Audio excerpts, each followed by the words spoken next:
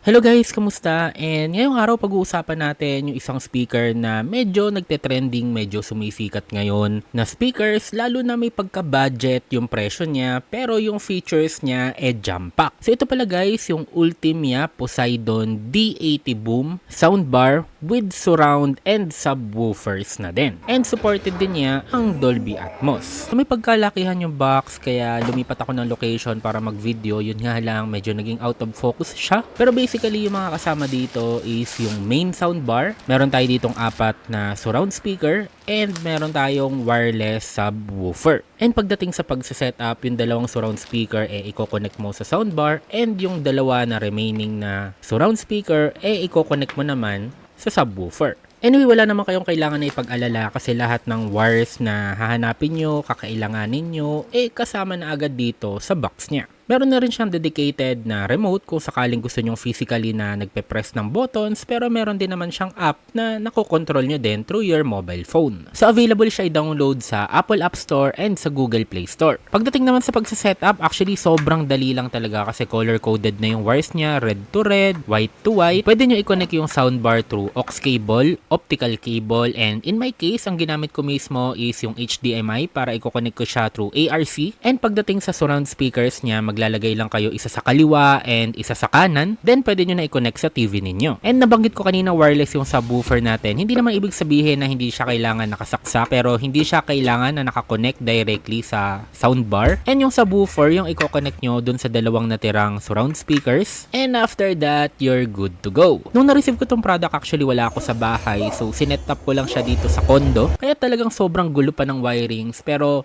ang i-highlight ko dito, ang good thing na ginawa dito ni Ultimia is sobrang haba ng wires niya. So I think karamihan naman siguro sa atin ay hindi nyo na magiging kailangan pa ng parang extenders or extension para sa wires niya. So kahit saang part ng living room or ng kwarto ninyo, sigurado masaset up nyo siya. And first impression ko dito sa paggamit ng speakers, as a long time gamer, no, talagang mas naging immersive yung experience ko sa paglalaro.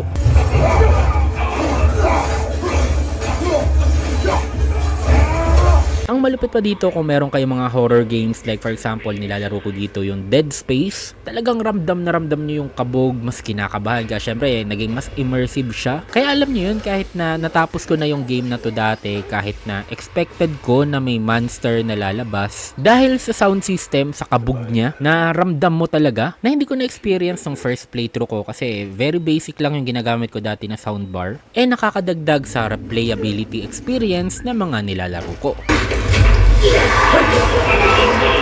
Pero syempre hindi ka naman kukuha ng ganitong sound system para lang maglaro, although masarap maglaro, pero masarap din manood ng mga movies at mga series. And syempre unang pinanood ko dito is yung Avengers Endgame. Alam mo yung talagang tindig balahibo sa ganitong moment kasi talagang yumayanig sa paligid mo, lalo na pag may pagkakulob yung space kung saan yung sinet up yung system. And dahil sa 4 na surround speakers na nakapaligid sa akin, may pagka-spatial, may pagka 3D effect yung mga naririnig ko, which again, kagaya ng binabanggit ko kanina, nakakadagdag ng immersion. Pero syempre nakadepende pa rin to sa media kung saan kayo nanonood. Like for example, sa akin, for some reason, hindi ko mapagana sa Netflix yung Dolby Atmos, pero pag nag-research naman ako, supported naman dapat niya. Sa YouTube, wala talaga siyang support for 7.1 surround sound, pero napagana ko to sa Disney Plus.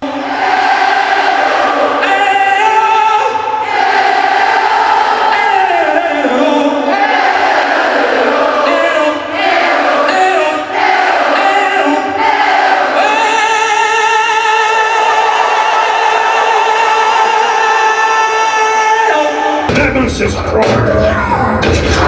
You are nothing!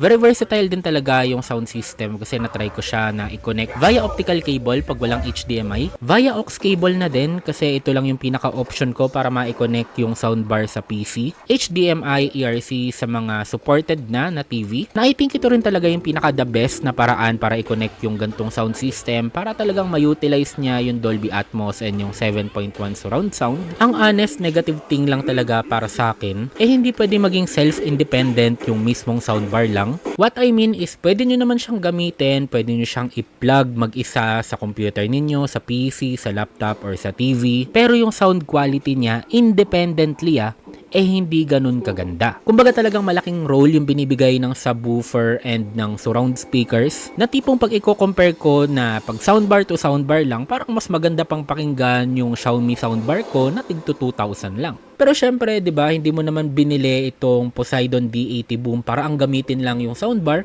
Syempre, pag binili mo to, ay gagamitin mo yung buong set. And I can say naman na talagang as a whole, nagko-complement siya sa isa't isa. Kumbaga, may role talaga. May high, may mid, may bass. Kaya hindi talaga pwedeng mag-work independently. So, kailangan talaga nyong gamitin sabay-sabay. And I can say naman na very worth it siya. Ngayon, pagdating naman sa mobile app, very simple lang and very straightforward siya. Meron tayo ditong equalizer. So, pwede nyo yung baguhin to movie, to music mode, to game mode. Pero kung sakaling marunong kayo or may gusto kayong sariling timpla, pwede nyo naman yan i-customize yung both equalizer and yung style na gusto ninyo. Pwede nyo din dito i-control yung volume niya and at the same time yung connectivity. Tapos, dito nyo na din i-update yung firmware niya. Pagdating naman sa soundbar controls, meron tayo ditong power button, source or input button. Meron tayong Bluetooth and volume down and volume up buttons. Sa harap meron tayong readable LED para makita nyo yung connectivity niya kung naka aux mode, kung naka HDMI. Dito nyo din makikita yung volume niya. And pag nag-play kayo ng media na may Dolby Atmos support, dito nyo na din makikita kung gumagana ba siya.